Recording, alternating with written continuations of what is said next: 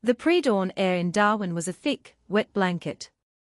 On the 15th of August, 2019, a heavy mist rolled in from the Timor Sea, clinging to the industrial skeletons of the East Arm Wharf and blurring the sodium yellow lights that pulsed over the port. The lights flickered like tiny, defiant torches against a darkness that hadn't quite surrendered to the day. In the quiet suburbs of the Northern Territory's capital, most of the city was still lost in sleep. But here, at the biosecurity checkpoint, officers of the Australian Border Force stood watch, their eyes sharp and accustomed to the weary rhythms of the night shift. They had no idea this particular morning would mark the beginning of a dark, unforgettable chapter. An old refrigerated semi-trailer, its prime mover grumbling with a deep, rattling cough, slowly rolled off the cargo ferry that had just arrived from Southeast Asia. Its number plates were foreign, its paintwork faded and streaked with salt. The heavy engine wheezed, spitting a cloud of grey exhaust that mingled with the humid air. Behind the wheel sat a gaunt man with a face as pale as bleached coral. Sweat beaded on his forehead, a stark contrast to the cool of the morning. His gaze was a frantic, hunted thing, darting nervously towards the uniformed officers. Every time their eyes met his, he would flinch and look down at his trembling hands. Detective Superintendent Jack Murray, leading the Federal Police liaison team that night, watched the truck with a practiced stillness. He was no stranger to the remote gateways of Australia's north. Decades on the force had honed his instincts into a razor-sharp tool, sensitive to the slightest tremor of deceit in a person's posture, the faintest lie in their voice. Something about this driver was screamingly wrong. The man's hands shook as he passed over his documents, his speech was a stuttering mess, and the reason he gave for his cargo sounded hollow, rehearsed. He claimed to be transporting premium-grade tuna, and he insisted the freezer unit couldn't be opened, arguing that the sudden change in temperature would spoil the entire shipment. It was that very excuse, delivered with a desperate edge, that cemented Jack's suspicion. With a firm, decisive hand signal, Jack ordered his team to open the container. Several AFP officers moved in, their boots crunching on the gravel, as they approached the rear of the truck. They grabbed the heavy, rusted lever of the container door. A loud, groaning shriek of metal on metal cut through the morning quiet before the doors swung open.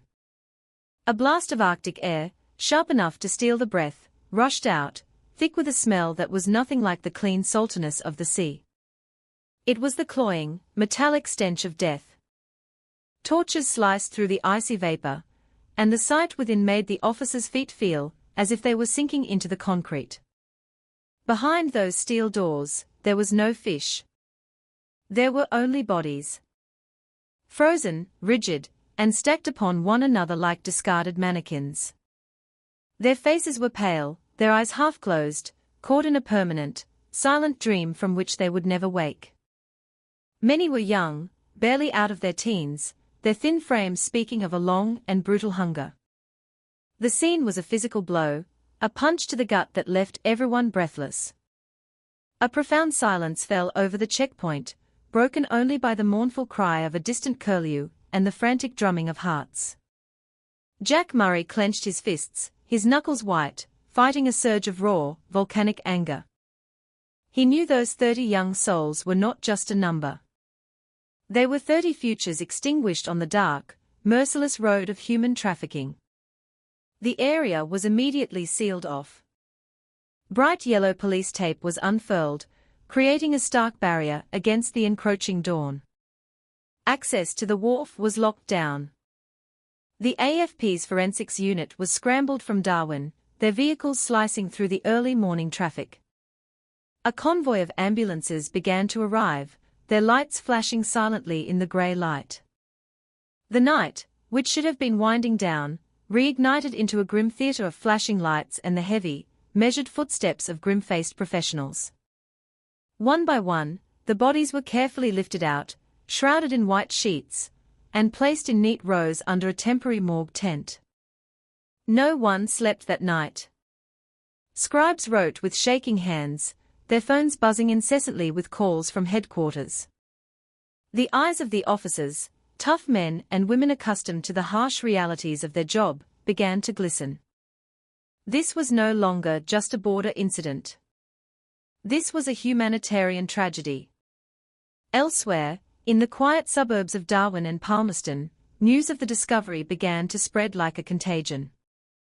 Whispers turned into shocked conversation at early opening cafes and service stations. A woman, her voice trembling, told a local reporter she was sure one of the victims might be her neighbor's son, a young man who'd gone to find work overseas months ago and hadn't been heard from since. The atmosphere grew heavier as the sun climbed higher, its golden rays doing little to warm the cold dread that had settled over the city. A sense of collective grief began to form, a shared understanding that something monstrous had happened on their doorstep. In the midst of the controlled chaos, Jack Murray stood alone for a moment, his gaze fixed on the refrigerated truck.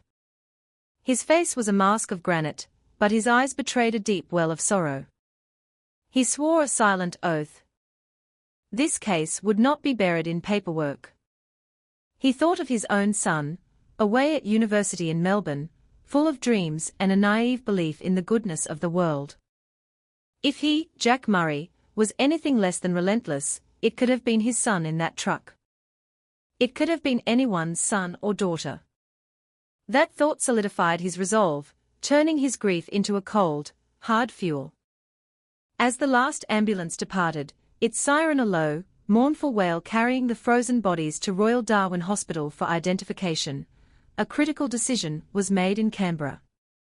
A full report, crime scene photos, and the preliminary statement from the driver, a man named Finn Riley, was sent priority 1 to AFP National Headquarters. Within 24 hours, a special major crime task force was established, codenamed Jericho 158. Their mission was clear: find out who was behind this atrocity, drag the perpetrators into the light of justice, and dismantle their network so that no other young life would be lured away by false promises and swallowed by the darkness. What had begun at the port of Darwin was only the first page. A long, winding investigation, filled with the tears of waiting families and the tireless struggle of law enforcement, was just about to begin. The sun climbed higher over Darwin, its fierce tropical heat burning away the morning mist, but failing to dispel the chill that clung to the East Arm Wharf. Yellow police tape fluttered in the sea breeze, a stark, formal boundary around the scene of the tragedy. Civilians and port workers were held back, their curiosity mixed with a palpable horror, as they watched from a distance. The AFP forensics team, flown in from their regional command, moved with a quiet, solemn efficiency. Dressed in white sterile suits, gloves, and masks, they looked like astronauts exploring a desolate, alien world. With painstaking care, they continued the grim task of removing the last of the victims from the truck, laying them on gurneys before covering them with the same sterile white sheets. There were no shouts, no cries, only the soft scuff of boots on asphalt and the scratch of pens on clipboards.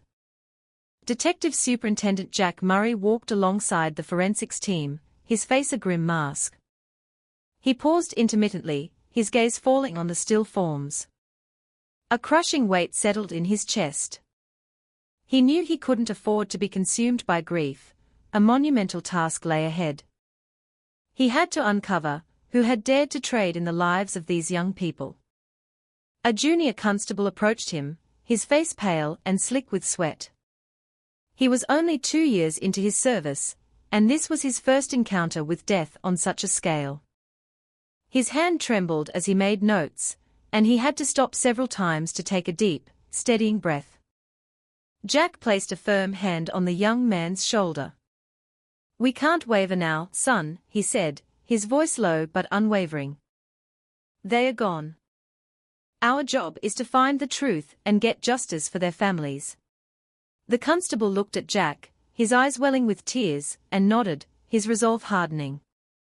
Meanwhile, the driver, Finn Riley, had been taken to a secure interview room at the Berrima Police Centre. He was a picture of absolute terror. Cold sweat poured down his face, and he kept insisting he had no idea what was in the container. He mumbled about being paid $2,000 for a no-questions-asked delivery. But his eyes couldn't stay still, his voice shook, and his hands were clenched so tightly around the fabric of his trousers that his knuckles were white. The detectives interrogating him knew he was holding something back, a small key that might unlock a much larger door. In Darwin, the news had exploded. Local radio, television, and social media were saturated with the shocking story. The community reeled in disbelief. Prayers and condolences flooded online forums. A wave of panic swept through families whose loved ones were working overseas and had fallen out of contact. A small, desperate crowd began to form outside the police headquarters, parents and siblings clutching faded photographs, their faces etched with a terrible fear, hoping for answers. By late afternoon, a comprehensive report was compiled and sent to the highest levels of the AFB in Canberra.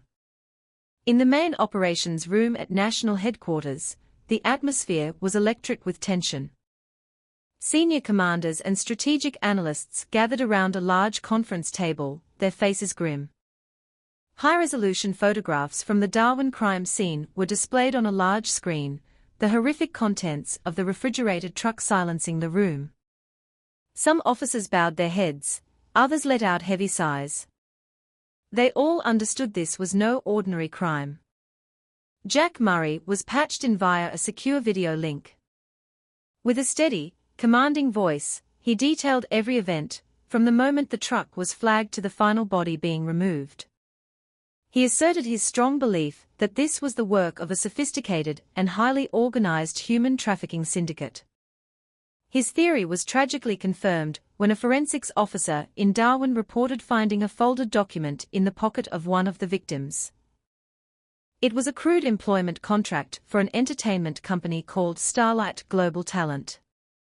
The name meant nothing to them, but the document itself was rife with suspicion. The company's registered address was vague, and the terms of the contract were poorly written, as if drafted in a hurry. "This isn't just smuggling, sir," Jack stated firmly. "This is a major network. We need to cut it off at the source." In response, AFB Command officially sanctioned the formation of Task Force Jericho 158. The name was chosen for its biblical reference to bringing down walls, while the numbers 158 were a nod to the date of the discovery, August 15.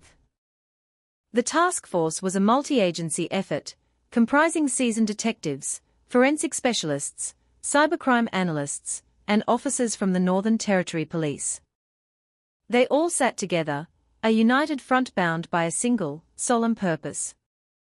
3 primary objectives were established. First, to identify all 30 victims and return them to their families with the dignity they deserved. Second, to break Finn Riley and extract every last piece of information he possessed. And third, to conduct a deep-dive digital investigation into the Phantom Company, Starlight Global Talent. The operations room was silent, but charged with an unspoken promise. Every officer in that room knew that time was their enemy. For as long as this syndicate remained operational, more young, hopeful lives were at risk, vulnerable to the same false promises of a better life that had led 30 others to their deaths. Outside the secure building, Canberra was alive with its usual evening rush. But inside, a dedicated team shouldered the immense weight of protecting the nation's most vulnerable. Task Force Jericho 158 was now active. Back in his small, sterile room at the Berrima Centre, Jack Murray took a moment for himself. He pulled out his wallet and looked at a worn photo of his family, his eyes lingering on his son. He imagined the boy, so full of life and potential, lured by a lie and ending up in that frozen container. The weight in his chest returned, heavier than before, but it also forged his resolve into something unbreakable. "I won't stop," he whispered to the photograph. "Not until I find the bastards behind this." As the thick, humid darkness fell over Darwin once more, the determination of those sworn to uphold the law burned brighter than ever. The temporary tent at the port glowed under the harsh glare of floodlights, a beacon of grim purpose against the encroaching night. Inside, the forensics team worked tirelessly, their movements precise and respectful. The frozen bodies were examined with meticulous care. There was no chatter, only the quiet clink of medical instruments, the swift scratch of pens on forms, and the occasional heavy sigh from an officer battling their emotions. One by one, the white sheets were pulled back for preliminary identification. The victims were so young. Most appeared to be between 18 and 25. Their bodies were emaciated, with cheekbones and ribs sharply defined, clear signs of prolonged malnutrition. Several had old, faded bruises on their arms and backs, the silent testament to past violence. These kids went through hell long before they ended up in that truck, a senior forensic pathologist murmured to his colleague. On another table, personal effects were being catalogued. Worn-out wallets, cheap mobile phones with cracked screens, creased photographs of smiling families, and a few crumpled Australian dollars. Each item was sealed in an evidence bag, labelled with a unique code. The officers handled these simple possessions with a profound sense of gravity, knowing they might be the only remaining link between a victim and a family waiting for news that would never come. Amidst the small pile of belongings, a detective found something that made him pause. It was a small, zip-locked plastic bag containing a single, neatly folded piece of paper. When he carefully unfolded it, he saw it was an employment contract, the letterhead bearing the name, Starlight Global Talent. The paper was creased and the ink slightly faded, but the words were clear. It promised a glamorous job, as a singer or dancer in a major city, offering a high salary and accommodation. But the details were suspect. The office address was just a street name without a number. The contract was a beacon of false hope. The discovery brought everyone to a standstill. Jack Murray, who was observing the process, stared intently at the document. He felt a cold knot tighten in his stomach. The company logo looked cheap, like a low-resolution image printed on a home printer. The signature was an illegible scrawl. "This is it," he said, his voice firm and clear. "This is the thread. This will lead us to the spiders hiding in the web." News of the contract was relayed to Canberra immediately. At AFB headquarters, the cybercrime division sprang into action. They fed the company name into their search algorithms, and instantly, a dozen social media pages appeared. They were slick and flashy, filled with images of dazzling stage lights, cheering crowds, and young, attractive performers. But a closer look revealed the deception. One of the analysts zoomed in on a concert photo. Using image recognition software, he discovered it was a stock photo from a music festival in Thailand. The Starlight Global Talent logo had been crudely superimposed in the corner, the colors slightly off, the lettering crooked. The promotional videos were just as fraudulent, a clumsy collage of clips from various international talent shows. The young analysts shook their heads in disgust. This company was a complete fabrication, a carefully constructed trap designed to ensnare impressionable young people from regional and remote areas, kids who dreamed of escaping a life of hardship. Back in Darwin, the identification process continued. The forensic team recorded every physical characteristic: height, facial structure, tattoos, scars. One young man had a small, amateurish tattoo of his mother's name on his forearm. A young woman wore a simple pink rubber bracelet. Every detail was vital. They knew that somewhere, in a small town or a remote community, a family was clinging to the hope that these small, personal markers would not match their missing child. The older officers, fathers themselves, fought back tears, imagining the agony of a mother learning her child's journey had ended in a refrigerated truck. The emotional weight in the tent was immense, yet no one faltered. Their work was the final act of respect for those who could no longer speak for themselves. In an interrogation room nearby, Finn Riley was beginning to crack. The sweat on his face was no longer just from fear, but from the crushing weight of his conscience. The detectives had changed tactics. Instead of pressing him, they spoke quietly about the victims, about the families that would soon be shattered. "Finn," one detective said softly, his voice devoid of accusation, "the longer you stay silent, the more blood is on your hands." The words hit their mark. The driver fell silent for a long time, his head bowed, refusing to meet anyone's gaze. As the night deepened, the port remained a hive of activity. Outside the police tape, a small group of locals had gathered, holding a silent vigil. They lit candles, the small flames flickering in the humid breeze, a symbol of quiet grief and solidarity. A few mothers stood clutching photos of their own missing children, their whispered prayers a heart-wrenching soundtrack to the tragedy. In Canberra, the Task Force Jericho 158 team reconvened. The fake contract was now the centerpiece of their investigation. The task force commander announced a full-scale digital trace. Every phone number, email address, and social media account linked to Starlight Global Talent would be dissected. Nothing would be overlooked. This flimsy piece of paper was their only way in. Jack Murray, listening from Darwin, felt a glimmer of hope. It was a starting point. But he knew the journey ahead would be treacherous. A network that treated human beings as disposable cargo would be cunning and ruthless. He renewed his vow.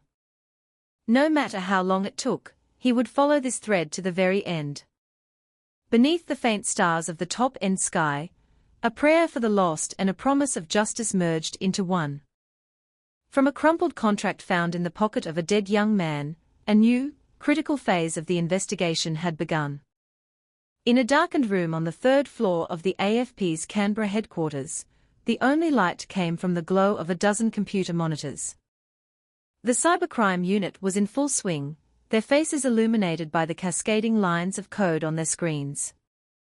Starlight Global Talent had been fed into the system, and the digital ghost hunt had begun. At first glance, the company's online presence was enticing. Glossy photos of stage productions, promises of international stardom, and testimonials from supposed successful artists. They offered a dream, a high-paying entertainment career in Asia, free accommodation, a chance to escape a dead-end life. But the deeper the analysts dug, the more the facade crumbled. A young analyst, no older than many of the victims, pointed to his screen. "Got something," he said, his voice tight. He had cross-referenced the IP addresses associated with the recruitment posts. Most of the accounts posting the ads were fake, using stolen photos and disposable phone numbers. But the digital world never truly forgets. Every upload leaves a footprint, an IP address that acts like a digital fingerprint. After hours of meticulous work, a pattern emerged. A cluster of IP addresses appeared repeatedly whenever a new recruitment ad was posted. And they weren't originating from overseas. They were coming from right here in Australia. Specifically, from the Northern Territory. A digital map glowed on the main screen, marked with 2 red dots. The first pinpointed a 24-hour internet cafe in Darwin's northern suburbs. The second was a small, unassuming block of flats in Palmerston. A stunned silence filled the room. This wasn't just an external threat. The syndicate had roots on Australian soil. They had people on the ground in Darwin, recruiting victims, managing the fake online profiles, and luring in vulnerable young Australians. Jack Murray, listening in from his makeshift office in Berrima, felt a surge of cold fury.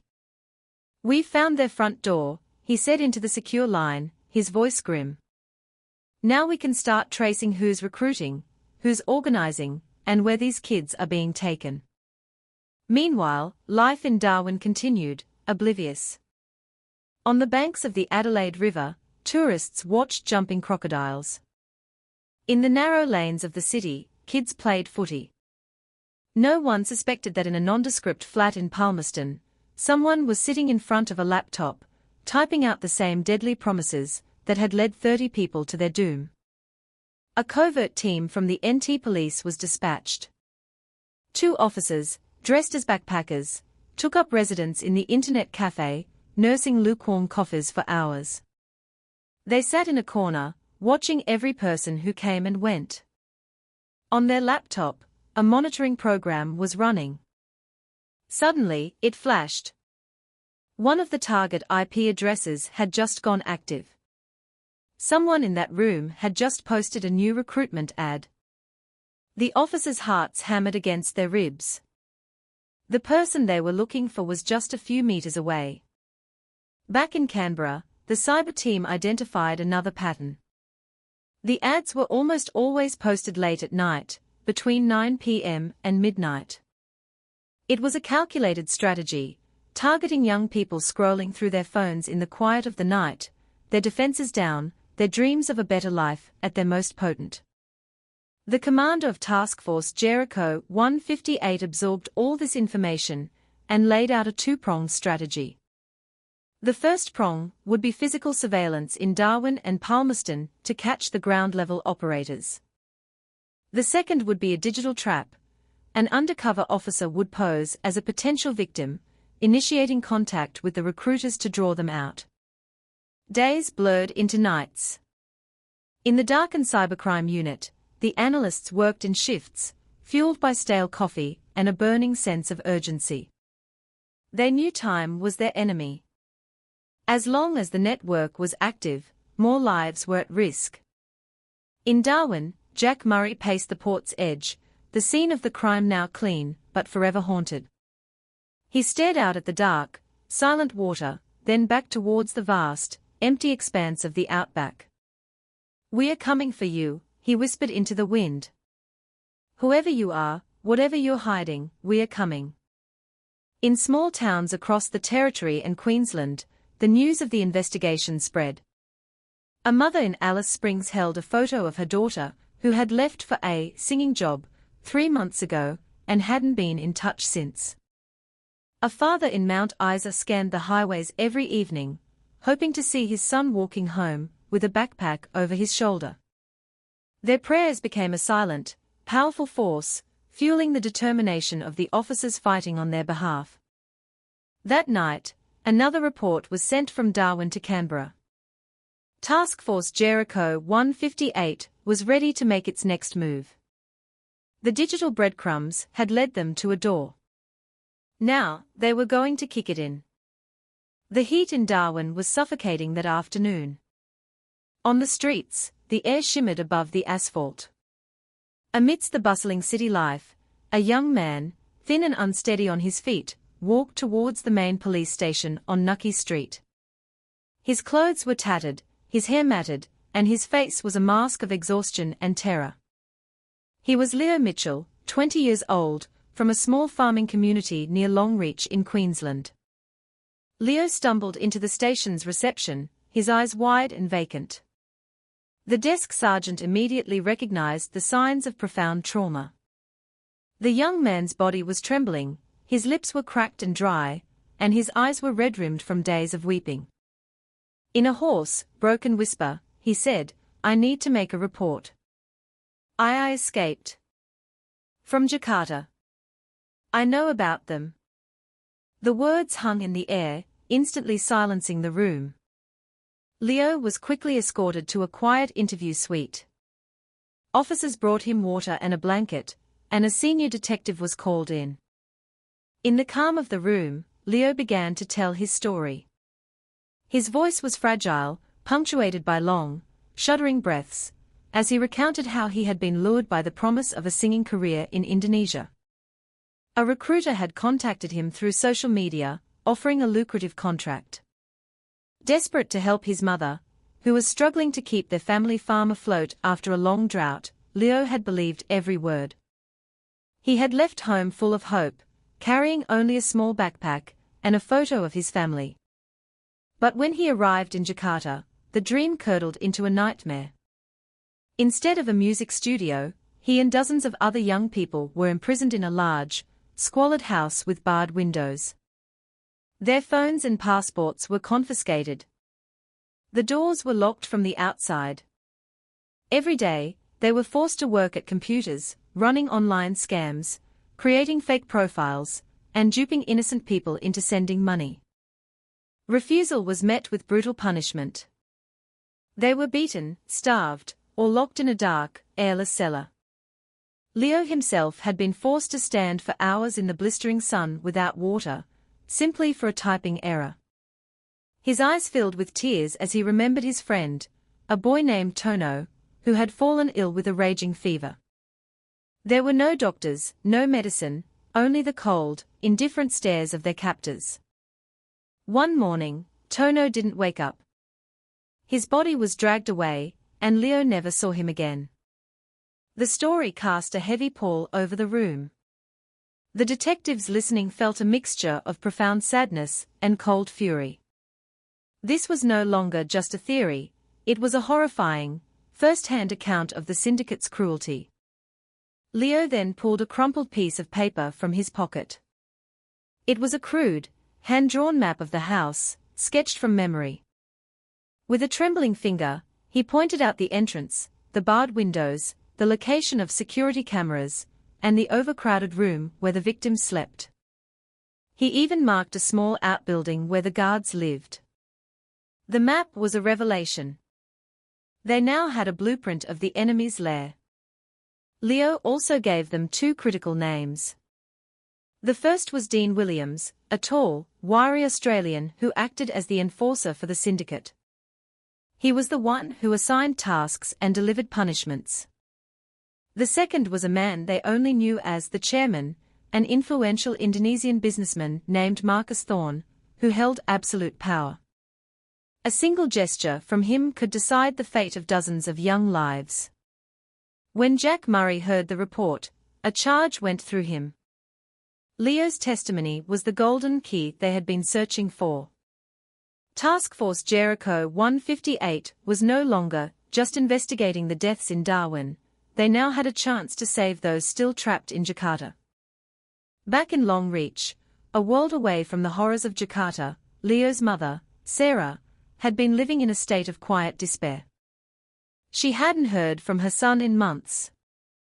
Every night, she would sit on the porch of their old farmhouse, watching the dusty road, praying for his return. When two police officers arrived to tell her that Leo was alive and safe, she collapsed to the floor, sobbing with relief, her hands clasped in prayer. Leo's testimony was immediately relayed to the task force headquarters in Canberra. The hand-drawn map was projected onto a large screen. The room was silent, the only sounds the rustle of paper and the soft tapping of keyboards. "This is our way in," the task force commander said, his voice ringing with determination. "We have to move fast before more lives are lost." Leo was placed in a secure safe house, under constant guard. The task force knew the syndicate would not hesitate to silence him if they discovered he had escaped. His nights were still haunted by nightmares, but he found a new strength. He knew that by speaking out, he could be the voice for his friends still trapped in that house of horrors. The late-night lamps burned brightly at AFB headquarters.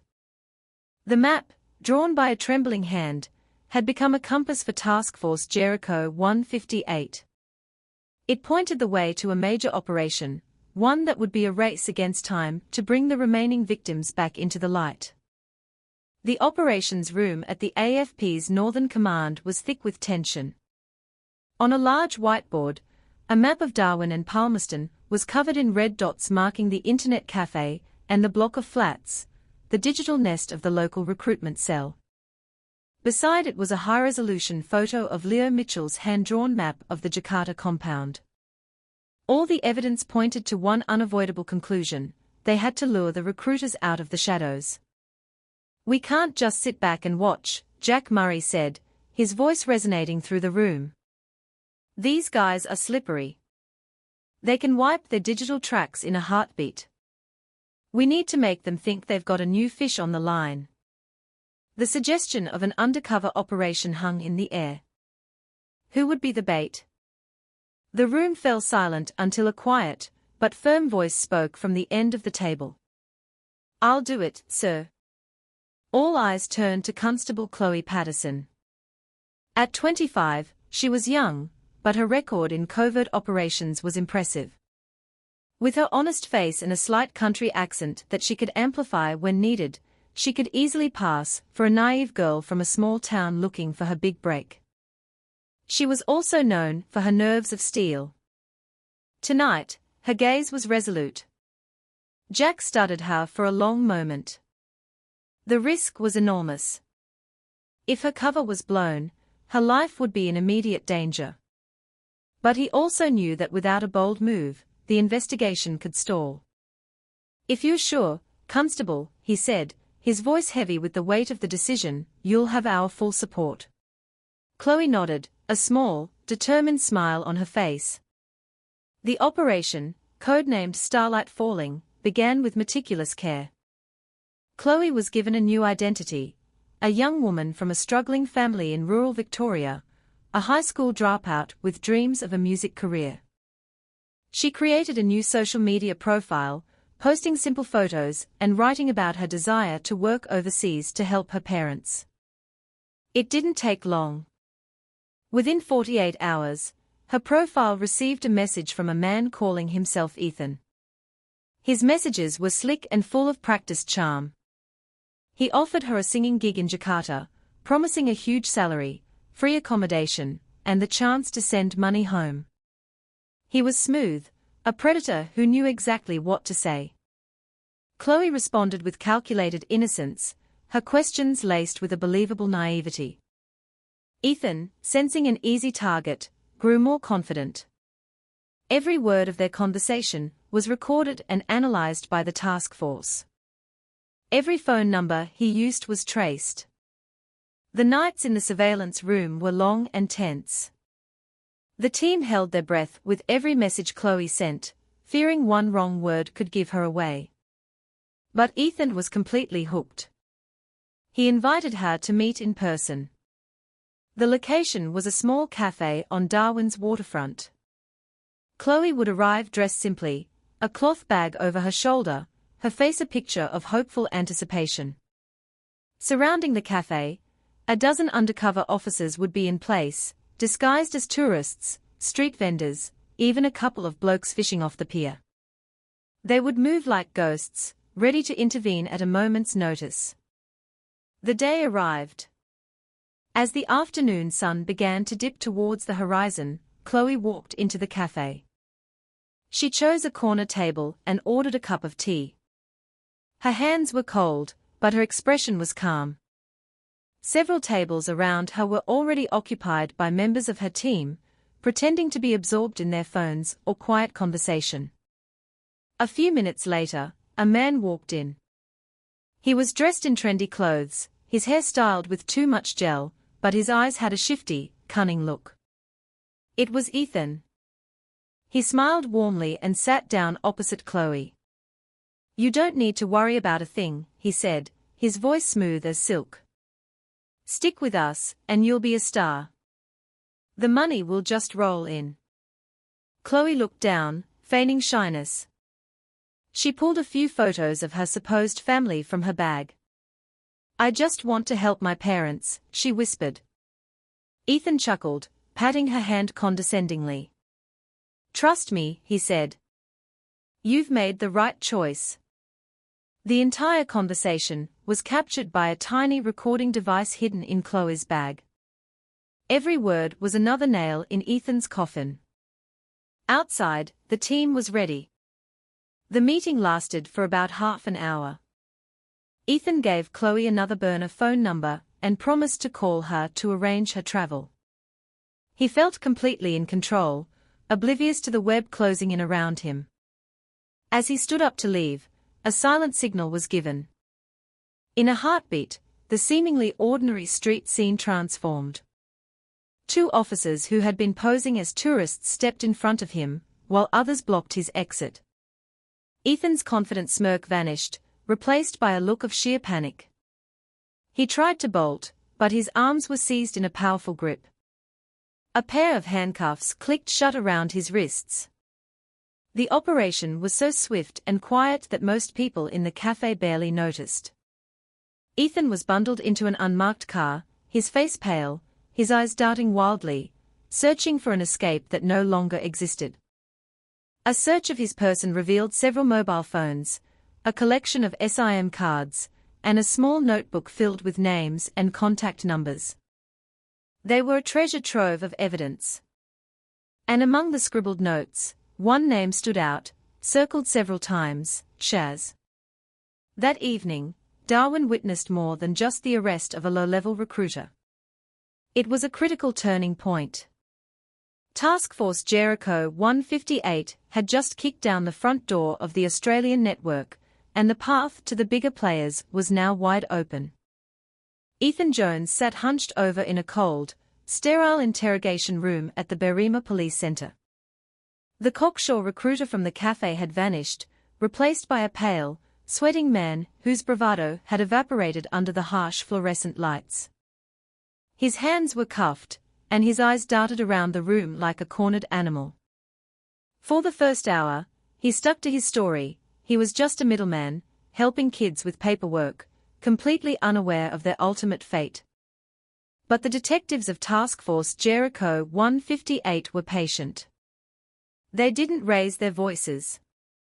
Instead, they laid out their evidence on the table between them: transcripts of his online chats, audio from the cafe, and then, the final, brutal checkmate: a series of large, glossy photos of the frozen, lifeless faces of the victims from the Entercom truck. Ethan looked up, saw the photos, and a strangled sob escaped his lips. The wall he had built around himself crumbled to dust. "It wasn't me," he choked out, his voice cracking. "I just followed orders." From Shaz. The name electrified the investigation. Shaz? Who was she? Under relentless questioning, Ethan painted a detailed picture. Shaz was Sharon Williams, a woman in her 40s from Katherine. Within the network, she was the key coordinator, the person everyone answered to, a figure respected and feared in equal measure. On the surface, she was a friendly, community-minded woman, even running a charity to help young people find employment. But behind that benevolent facade was a cold, calculating operator with direct links to the syndicate in Jakarta. Ethan confessed that every victim he recruited was reported directly to Shaz. She was the one who arranged travel, chose the smuggling routes, and decided who would pick them up on the other side. The bulk of the money flowed through her. The revelation sent a shockwave through the task force command post. All eyes turned to a large map of the Northern Territory. Katherine, a rugged outback town known for its stunning gorge and laid-back lifestyle, was now marked as the operational base for a major human trafficker. Jack Murray's face was grim. This was their chance. If they could take down Shaz, they could sever the main artery of the syndicate's Australian operations. He immediately ordered a covert team to Katherine. For the next few days, plainclothed officers moved through the town, blending in with tourists and locals. They watched the markets, the bus depot, the cheap motels. The name Sharon Williams soon surfaced. She was well known as the owner of a popular stall at the Katherine Community Market, selling handmade jewelry and cheap clothing. People described her as warm and generous, always ready with a smile or a small loan for a neighbor in need. No one suspected the darkness she was hiding. The team located her modest rental house on the outskirts of town. They observed her coming and going, always on a different scooter, her face often obscured by a full-face helmet. But her attempts at anonymity couldn't fool the trained eyes of the surveillance team. They watched her for a full week, logging every visitor, every clandestine meeting. Then, they got a break. An informant confirmed that Shaz was scheduled to meet a contact at the market to hand over a list of new recruits. It was the opportunity they had been waiting for. Jack Murray personally oversaw the arrest plan. On a bustling Saturday morning, the Katherine market was alive with the sound of chatter and commerce. Amidst the crowd, Shaz appeared, dressed in casual clothes and carrying a large cloth bag. She moved with an easy confidence, completely unaware that she was walking into a trap. As she paused at a secluded corner of the market to meet her contact, a silent signal was given. In an instant, several officers posing as shoppers surrounded her. Shaz's eyes widened in shock. She tried to run, but her path was blocked. She was arrested without a struggle, her hands cuffed behind her back. The market-goers looked on in stunned disbelief as the friendly woman they all knew was led away by police. Many of them couldn't comprehend that the smiling face they saw every week belonged to a key player in a monstrous criminal enterprise. In the interrogation room, Sharon Williams was a different person from Ethan Jones.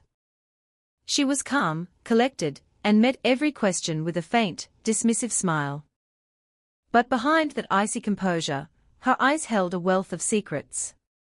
The detectives pressed her, and slowly, she began to talk. She admitted to her role in the recruitment process, but skillfully deflected blame, claiming she was merely following orders from her younger brother in Jakarta.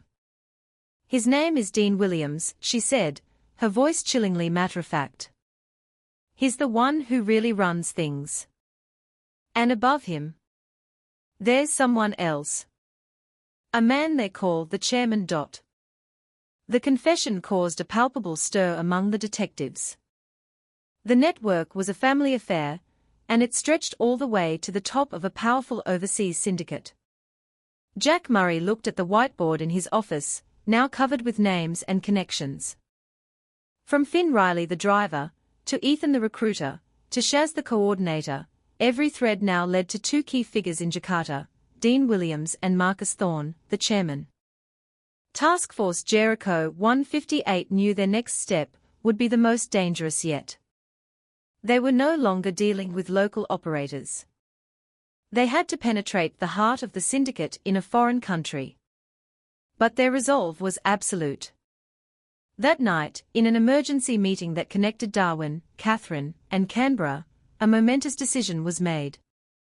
The task force would go international. The interrogation room at the NT Police headquarters felt colder than usual, despite the sweltering Darwin night outside. Sharon Shaz Williams sat at the steel table, her hands cuffed, her composure finally beginning to crack. Her faint, defiant smile had been replaced by a grim line. Detective Superintendent Jack Murray decided it was time for a direct approach. He slid a folder across the table towards her. Inside were the post-mortem photographs of the 30 victims found in the truck. Young faces, frozen in the final moments of their stolen lives. Shaz flinched, her gaze dropping to the table. The smile was gone for good. "These aren't just statistics, Sharon," Jack said, his voice low and intense. "These were kids. Kids you recruited. Kids you sent to their deaths." A long, heavy silence filled the room. Shaz took a deep breath, her shoulders slumping in defeat. "I'm just a small piece of this," she whispered, her voice barely audible. "I did what I was told. This whole thing. It's run by my brother in Jakarta. His name is Dean Williams."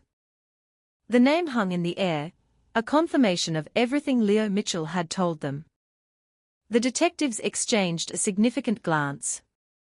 At last, the figure who had haunted Leo's testimony had a name, and a direct link to their operation in Australia. Shaz continued, her voice gaining a strange, detached quality as if she were narrating a story about someone else. Dean wasn't just her brother, he was a master manipulator, cunning and ruthless since he was a boy. After moving to Jakarta, he had embedded himself with a powerful criminal organization, using the facade of an entertainment promoter to build his network. He was the architect of the entire trafficking pipeline from Australia to Indonesia, managing the transport, the imprisonment, and the distribution of the money. A large portion of the profits, she added, went to the chairman, Marcus Thorne, the untouchable figure who sat at the top of the pyramid. The detectives pressed for more. Shaz admitted that she passed every recruit's details directly to Dean. He then decided their fate: who would be taken to the secure house, who would be forced into the online scam centers, and who would be punished for disobedience. Her confession painted a crystal-clear picture of the syndicate's structure.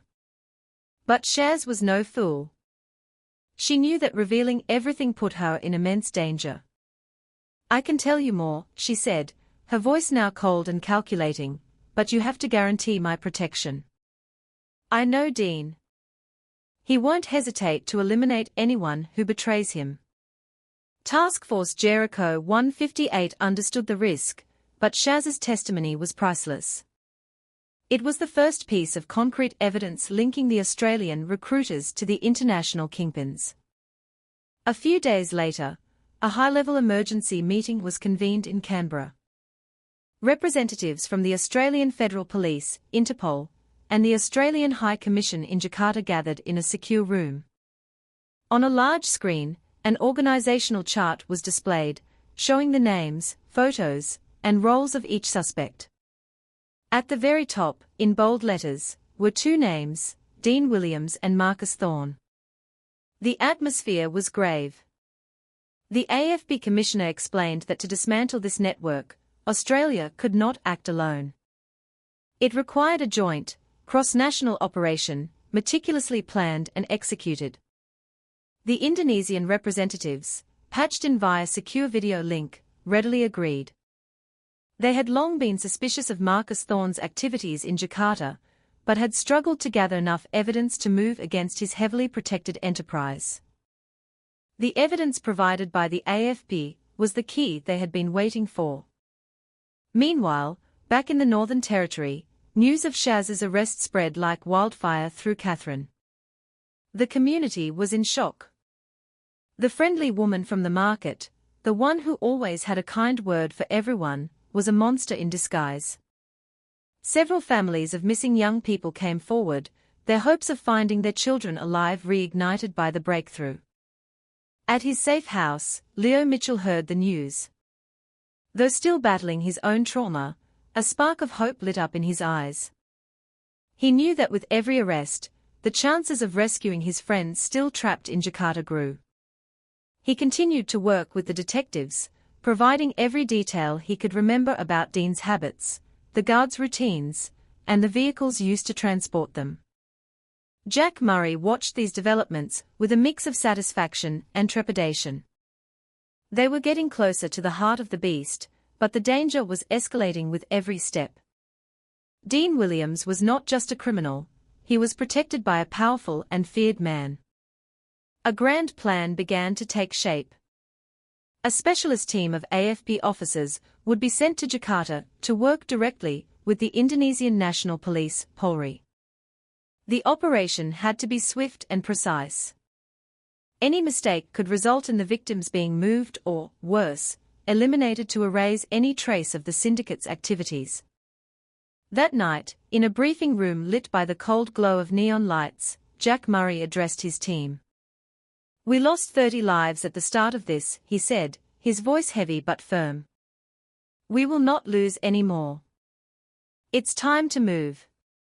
Outside, the Canberra sky was filled with stars. But for the members of Task Force Jericho 158, it was no time for rest. They knew their journey was far from over. Across the sea, Dean Williams and Marcus Thorne were waiting, unaware that their world was about to come crashing down. The briefing room at the Indonesian National Police headquarters in Jakarta was a crucible of tension. On one side of the long table sat senior officers from Polri, their uniforms crisp, their expressions serious. On the other sat the elite team from Australia's Task Force Jericho 158, who had arrived late the previous night. Spread across the table was a large satellite map of Jakarta. 3 locations were circled in red: the squalid house where the victims were held captive, the shell company office for Starlight Global Talent, and a sprawling, high-security villa in a wealthy suburb, believed to be the residence of Marcus Thorne. Detective Superintendent Jack Murray began the briefing, his voice steady and clear. He recounted the entire investigation, from the horrific discovery at the port of Darwin to the confessions that had led them here. He presented the evidence, the fake contracts, Leo Mitchell's testimony and hand-drawn map, and the damning statements from Sharon Williams. Every piece of information pointed unequivocally to Dean Williams and Marcus Thorne as the masterminds.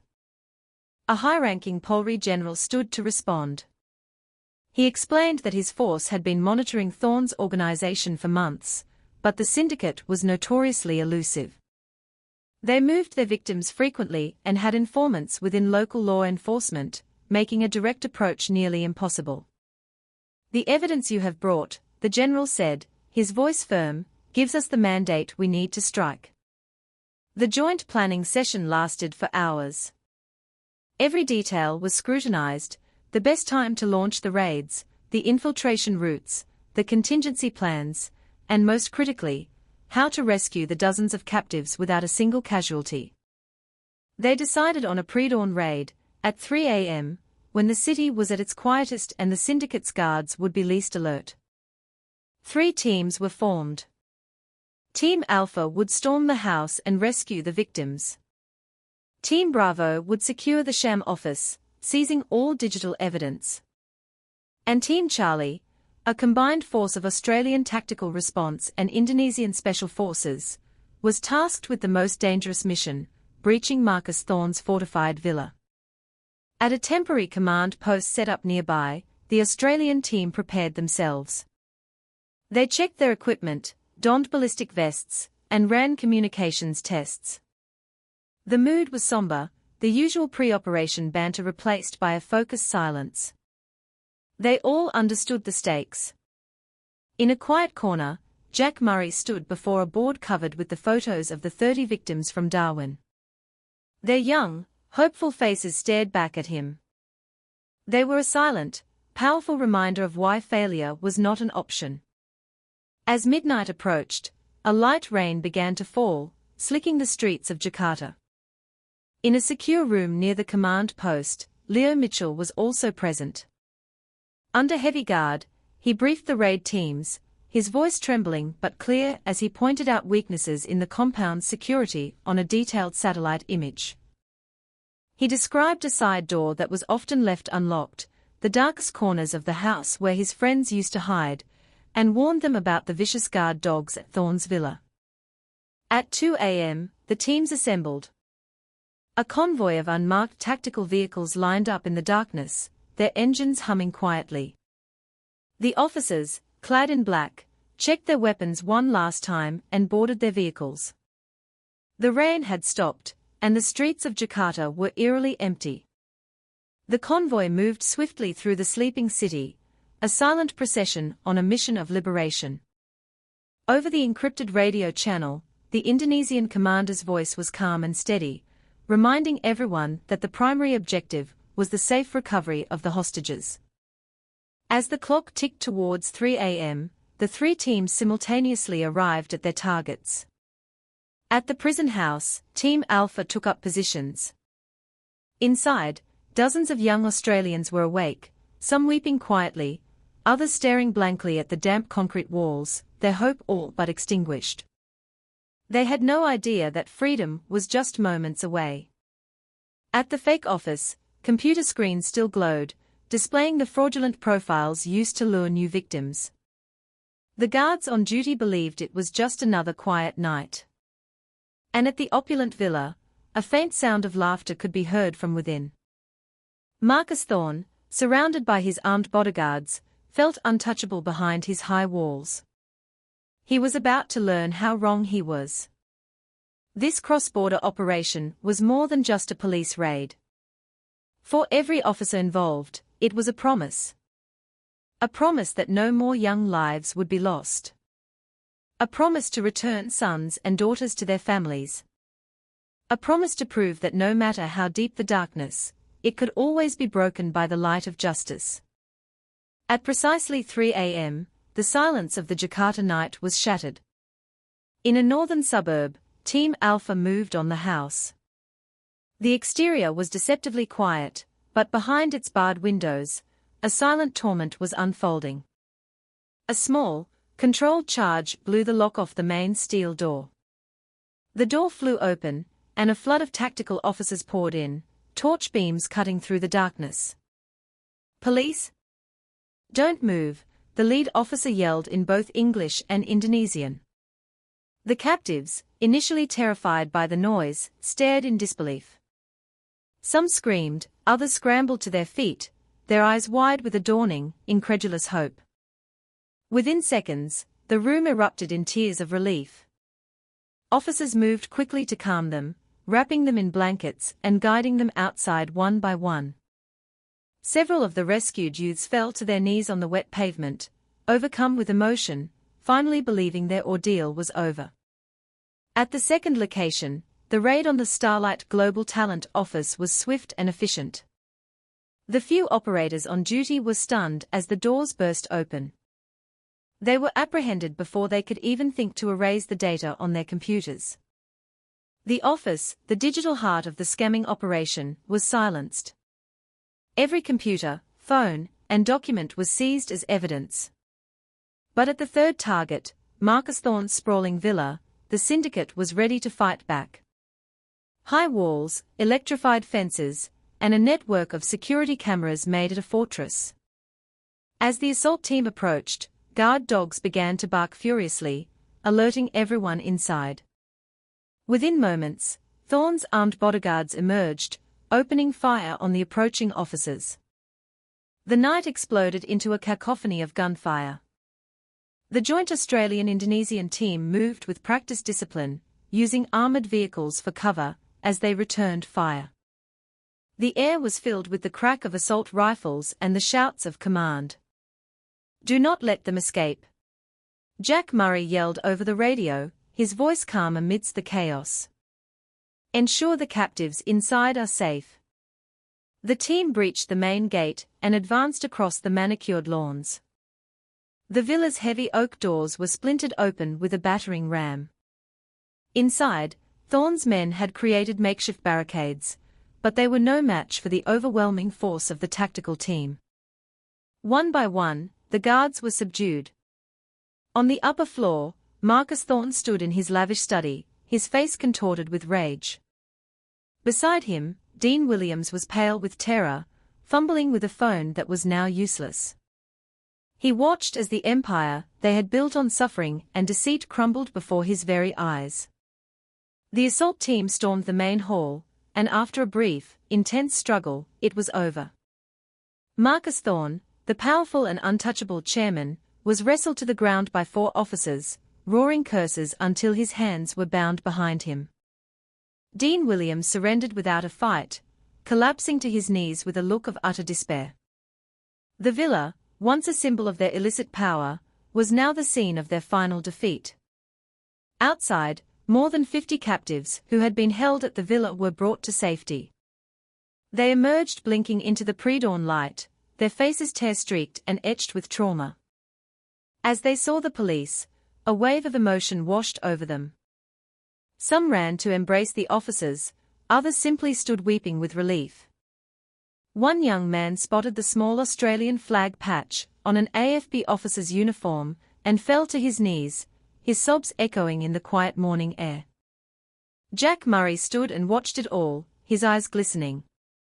The long, agonizing journey that had begun with a truck full of frozen bodies in Darwin had finally led to this moment of liberation. A voice crackled over his radio, "All targets secured. All hostages safe. Mission successful." A quiet cheer went through the ranks. As the sun began to rise, a convoy of vehicles left the villa. Inside, the rescued victims were wrapped in blankets, some sleeping from sheer exhaustion, others still weeping softly. Marcus Thorne and Dean Williams were transported under heavy guard, their faces hidden in shame, their reign of terror over. The sky over Jakarta was turning a soft orange. For most, it was just the start of a new day. But for the survivors of Starlight Global Talent, it was the first light after an endless night. The dawn that broke over Jakarta felt different. The air at the temporary command center was no longer tense, but filled with a profound, exhausted relief. The dozens of young Australians rescued from the syndicate were gathered in a large hall, a sea of pale, weary faces. Yet in their eyes, a fragile light of hope had been rekindled. Medics moved among them, treating minor injuries, handing out food and water, and offering quiet words of comfort. Trauma counselors sat in small circles, listening to harrowing stories of abuse and fear. Some of the survivors spoke of daily beatings, while others recounted the horror of watching their friends sicken and die without medical care. Each story was a testament to their resilience, each tear a release from months of pent-up pain. Jack Murray stood with a senior Polri official, finalizing the plans for the victims' repatriation. They both agreed it had to happen immediately. Every extra moment spent in the country that had been their prison was another burden on their fragile psychological state. That same day, the Australian government dispatched a special charter flight to Jakarta. As the survivors were escorted to the airport, many looked over their shoulders, a lingering fear that their captors might somehow reappear. But the calm, reassuring presence of the AFP officers helped to soothe their anxieties. The flight home was a journey of quiet emotion. Some stared out the windows at the clouds below, tears streaming silently down their faces. Others clutched faded family photos, whispering to the images. A young woman, barely out of her teens, kept repeating to herself, "I'm going home, Mum. I'm going home." Her words, spoken in a near whisper, resonated through the quiet cabin, a simple, powerful expression of what everyone was feeling.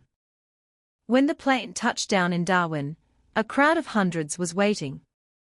Families who had traveled from all over the country pressed against the barriers in the arrivals hall, holding up photos and handmade signs. The moment the first survivors walked through the doors, the hall erupted. A mother shrieked her daughter's name and broke through the line, enveloping her in a desperate, sobbing embrace. A father fell to his knees, clutching his son, his body shaking with emotion. It was a scene of raw, overwhelming love and relief. Sarah Mitchell, Leo's mother, was there. When she saw her son, weary but alive, she ran to him. Their embrace was long and silent, a testament to a bond that had endured an unimaginable ordeal. The survivors were taken to a dedicated rehabilitation center in Darwin, where they would receive ongoing medical care, psychological support, and skills training to help them rebuild their lives. Back in Jakarta, the wheels of justice began to turn swiftly. Marcus Thorne and Dean Williams were imprisoned under maximum security. The arrogant, powerful figures were now reduced to humbled, defeated men who shielded their faces from the press. The case against them was ironclad.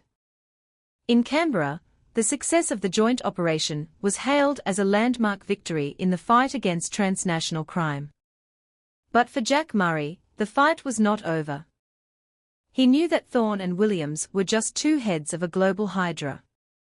There were other networks, other victims still trapped in the darkness. Standing on the Darwin waterfront one evening, watching the sunset paint the sky, he made another silent promise. This was not the end. It was the beginning of a longer, wider war against those who prey on the hopeful and the vulnerable. The trial of Erwin Saputra and Sharon Shaz Williams in the Northern Territory Supreme Court became a focal point for the nation's grief and anger. The courtroom was packed every day with victims' families, journalists, and a public hungry for justice. In the defendant's box, Erwin sat with his head bowed, a shadow of the slick recruiter he once was. Beside him, Shaz maintained an icy calm, though a flicker of fear was visible in her eyes. The prosecution laid out the case with devastating precision, detailing how the pair had preyed on the dreams of vulnerable young Australians, sending them into a nightmare from which many would never return. When a mother of one of the Darwin victims stood and held up a photo of her son, her voice trembling as she said, "He never came home, because of you," a wave of raw emotion swept through the courtroom. Erwin broke down and sobbed, his whispered apologies lost in the weight of his crimes. Shaz tried to deflect, blaming her brother, but the evidence against her was overwhelming. Simultaneously, in Jakarta, the trial of Marcus Thorne and Dean Williams was an international media event. It was heralded as one of the largest human trafficking cases in Southeast Asian history. Thorne, the once feared chairman, entered the court looking frail and defeated. Dean Williams followed, his face pale with terror. The prosecution detailed a vast criminal enterprise that had enslaved hundreds. Survivors bravely took the stand, their voices shaking as they recounted tales of brutality and despair. The testimony was heartbreaking, and the world watched, horrified. The day of the verdict in Darwin was heavy with anticipation. The judge, his voice grave, declared Erwin Soputra guilty and sentenced him to life in prison. A chorus of relieved sobs filled the room. Then came the sentence for Sharon Williams. For her role as a master coordinator, who showed no remorse, the judge delivered the harshest penalty available, life imprisonment without the possibility of parole. A roar went through the courtroom, a mix of cheers, cries, and prayers of thanks. In Jakarta, the outcome was just as decisive. For leading a criminal enterprise that resulted in the deaths of dozens and the enslavement of hundreds, Marcus Thorne was sentenced to death by firing squad. Dean Williams, for his role as the brutal enforcer, received a sentence of life in prison. The news flashed across the globe: justice had been served. For the families of the victims, the verdicts brought a sense of closure, a feeling that their loved ones had finally been honored. And for the nation, the story that began with a refrigerated truck in the pre-dawn darkness of Darwin became a powerful, tragic lesson, a viral story of loss, resilience, and a relentless pursuit of justice that would be remembered for generations to come. The fight was not over, but a